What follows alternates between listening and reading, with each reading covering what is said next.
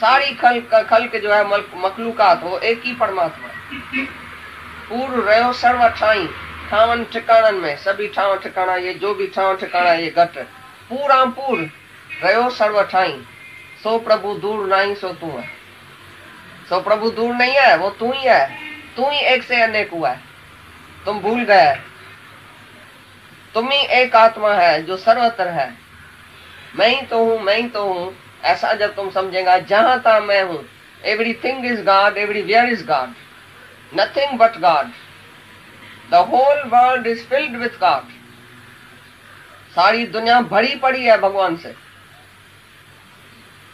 लेकिन जिसको आंख नहीं है वो बोले भगवान कहाँ है, भगवान भाई किधर है, भगवान का दर्शन कब होगा, किधर होगा, हमको तो होता ही नहीं है। तो जिसको आंख ही नहीं है वो क्या भगवान का दर्शन करेगा।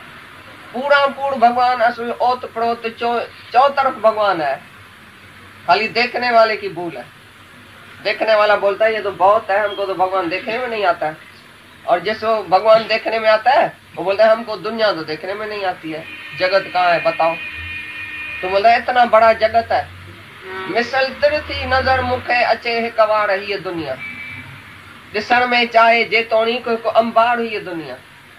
देखने में चाहे इतना बड़ा दुनिया देखने में आती है, बहुत भाई बड़ी सृष्टि है, कितनी बड़ी दुनिया है, पर मिसल तिरथी नजर मुखे अचे है कवा रही है दुनिया। तिर मिसल है, जगत है कहाँ, परमात्मा ही परमात्मा है, भगवान ही भगवान है। Whole world filled with God, सारी दुनिया भरपूर है, पूरा पूर्ण भगवान से भरी पड़ी है। तुम बाकी बोल रहे भगवान की तरह हमको देखने में नहीं आता है, अजब की बात नहीं है। जब है ही भगवान तो तुम कहां से आया। तुम जो टांग अड़ा के खड़ा हो गया है, अपना शीश निकाल के बैठा है, अपनी जीभ जो है दरवाजे से बह रहा है कि मैं हूँ मैं हूँ मैं हूँ। ये जो तुम्हारी मैं है, ये जो तुम्हारा जीवपना है, ये जो तुम्हारी हद की बात है, ये सब जो है वो फिजूल है, यूजलेस है। तुम है ही कुछ नहीं, सब भगवान ही भगवान है ही भगवान। तुम बीच में है ही नहीं, बीच से निकल जाओ। तुम्हारी जो मैं ट्रेंड है ना, उसी ने तुम्हारे खेल को खराब कर दिया। तो मैं खाली बंद करो और मौन रख के बैठ के देखो तो सब भगवान ही भगवान है। ये ड्रामा बहुत अच्छा किया है भगवान ने। राजा भी वो बना है तो भंगी भी वो बना है, हाथी भी वो बना है तो ब्राह्मण भी वो बना है, चोर भी वो बना है तो चंडाल भी वो, गुरु भी वो तो शिष्य भी वो। कहाँ गुरु बन के बैठा है, कहाँ शिष्य बन के बैठा है, एक ही भगवान है। तुम हमको हाथ जोड़ता है तो हम तुमको जोड़ता है, तुम भी भगवान है ही भगवान। कहाँ से गुरु और शिष्य आया, एक ही भगवान है। नहीं कोई ज्ञानी है, नहीं कोई अज्ञानी है। जो सर्वत्र एक ही आत्मा को देखता है उसको बहुत शांति और एकाग्रता होती है अंदर। उसके अंदर से सफाई हो गई, जैसे विकार ही चले गए उसी में। कोई विकार तुम्हारे में नहीं रह सकेगा जब तुम एवरीथिंग इज गॉड देखेगा। जहां तहां भगवान देखने के बाद एक विकार दो करके दिखाओ। मेरे को इच्छा होती है, मेरे को मन आता है, मेरे को वासना होती है, मैं दूसरा देखता हूँ, दूसरा है ही नहीं अभी तुम्हारे लिए, एक ही भगवान है। इधर आ गई तो दुखी सुखना, जगत को मिथ्या करके जानना, यही जगत की नास्ती है। सुखाते हैं, सागर तुमको दुख देने वाला नहीं है। तुम सैर करो सागर में नाव में चढ़ के, लेकिन नाव में अंदर पानी क्यों आता है? अंदर पानी आएगा तभी डूबेगा। तो तुम्हारे अंदर संसार नहीं आवे ना, बाहर के संसार की पढ़ तुम क्यों करता है?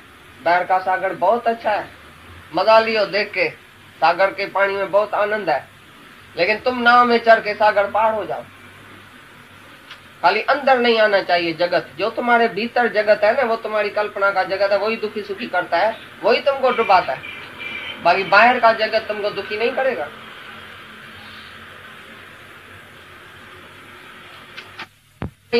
भूल जाओ भगवान ने स्त्री पैदा क्यों किया? हमको भुलाने के लिए। और स्त्री बैठ खड़ी है, तुम्हारे भीतर क्यों आई है? स्त्री जुदा बैठी है, तुम जुदा बैठा है, बच्चा जुदा बैठा है, अपने अपने पलंग पर बैठा है, तुम काहे के लिए उसको देखता है ये स्त्री बैठी है? कहाँ से आई स्त्री? तो मतलब भगवान ने स्त्री पैदा करके हमको भुला दिया। तो ये बोलता है स्वरूप से ही बिल्कुल जगत की नास्ती होनी चाहिए। राजा जनक बोलता है सर्व एक ही अज्ञान है, सबको एक ही आकर अज्ञान लगा है छठा। तो अभी अज्ञान नाश हो जाने से जगत ही गुम हो जाना चाहिए। क्या अज्ञान एक ही है? सबको अज्ञान एक ही है, कि मैं देह हूँ, ब्रह्म एक ही है, ब्रह्म भी एक ही है, लेकिन हर एक अपने अंदर में जो अंतःकरण रख के बैठा है ना, मैं जीव हूँ, मेरा ये जगत है, मेरा ये संसार है, मेरा इतना संसार है, यहाँ से यहाँ तक संसार है, हद वाला, तो अंतःकरण अलग है। तो बोले जैसे आकाश सभी घटों में अलग अलग है, देखने में आता है, एक घट को तोड़ो तो वो जो घट आकाश है महाआकाश में मिल गया, और दूसरा जो घट आकाश है उसमें और छोटा छोटा आकाश देखने में आएगा। जिसने अपने घट को तोड़ा तो उसका आकाश उस आकाश से मिल गया, उसकी आत्मा परमात्मा से मिल गई, खाली घट को तोड़ा। तो जो जो अपने अज्ञान को तोड़ेगा कि मैं जीव नहीं हूँ, मैं शरीर नहीं हूँ, वो आत्मा परमात्मा से मिल गया, उसका अज्ञान दूर हो गया, उसका शरीर जो है वो खलास हो गया। जैसे मैं शरीर नहीं हूँ, देह अध्यास गुम हो गया, तो वो आकाश से मिल गया, परमात्मा से मिल गया, दूसरा थोड़ी मिल गया। दूसरा जब भी अपने अपने घट को तोड़े, 10 आदमी सोया पड़ा है तो एक जागा है, तो उसने सुपन, अभी वो सुपन नहीं देखेगा, गया। दूसरा बेचारा सोया पड़ा है, अभी तक सपना देखता है, वो दुखी सुखी होता है जब दूसरा भी जागे ना।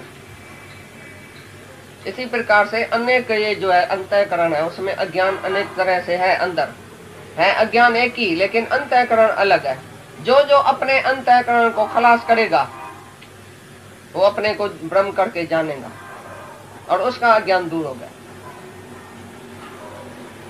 हमारी पर मुक्ति ब्रह्म जैसा ऐसी गति, यदि तुम्हारी मत में आ गया कि मैं बंधन में हूँ तो तुम बंधन में ही है, तुम्हारे मत में है कि मैं आत्मा हूँ, मैं मुक्त हूँ, तो तुम मुक्त है। हाँ, मैं खड़ा है देह अध्यासी, उसके लिए कोई प्रायश्चित नहीं है, शास्त्रों में लिखा पड़ा है।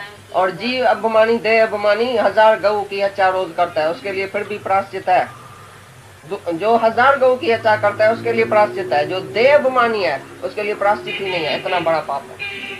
ये निषेध है तुमको बोलना कि मैं मिस्टर हूँ, मैं फलाना हूँ, मैं देह हूँ, मैं जीव हूँ, ये निषेध है। और आत्मा बोलना, ओम ओम, आप जो बोलते हैं ओम ओम, बोलना तो चाहिए, भले बोलो ना, क्यों बोलता है, बोलता है तो बोलो, फिर अर्थ में भी टिको। ओम ओम बोलना पाप है क्या? तुम बोलेगा जब तक टिकेगा नहीं, हम बोलेगा। तुम जो बोलता है ओम ओम क्यों बोलता है? किसने बोला है ओम ओम बोलो? तो मैं जीव तो बोलो ना, मैं फलाना फलाना फलाना फलाना करके बोलो ना। ओम ओम क्यों बोलता है? ओम बोलता है माना उसके अर्थ में टिको ना, सच्चा है ना, ओम बोलना सच्चा है ना, अच्छा है ना। तो ओम का मतलब क्या है? ओम बोलना भी तुम्हारे लिए निषेध है, जब भी तुम ओम है ही नहीं तो क्यों बोलता है? सत्संग जानी गई थी हरिद्वार के बाहर है, प्रेम जो है वो ताला खोल के अंदर चला जाता है। खुशको ज्ञानी तुम्हारे जैसा बैरी खड़ा होएगा जो डरेगा। ज्ञानी भक्त, गाली ज्ञानी तो तुम्हारा सन्यासी है, सन्यासी है जो सन्यास में बैठा, बस मैं तो भाई सब त्याग करके बैठा हूँ, खुश को, जो प्रेम नहीं कर सकता है सर्व को। जो प्रेमी है वो ही सच्चा भगवान है। प्रेमी सबसे ऊंचा जाने, ज्ञानी भी भक्त चाहिए, खुश को ज्ञानी नहीं चाहिए, अभिमानी ज्ञानी मैं ज्ञानी हूँ। नारे में योग शास्त्र पढ़ रहा था, उधर से एक ब्रह्म ज्ञानी आके गुजरा, बोला क्या कर रहा है? बोला मैं योग शास्त्र पढ़ रहा हूँ। बोला चाबी है? बोला चाबी होती है क्या योग शास्त्र की? बोला हाँ। जब तुम्हारे में चाबी नहीं डालेगा गुरु, तब तक तुम्हारे अंदर योग शास्त्र जाएगा ही।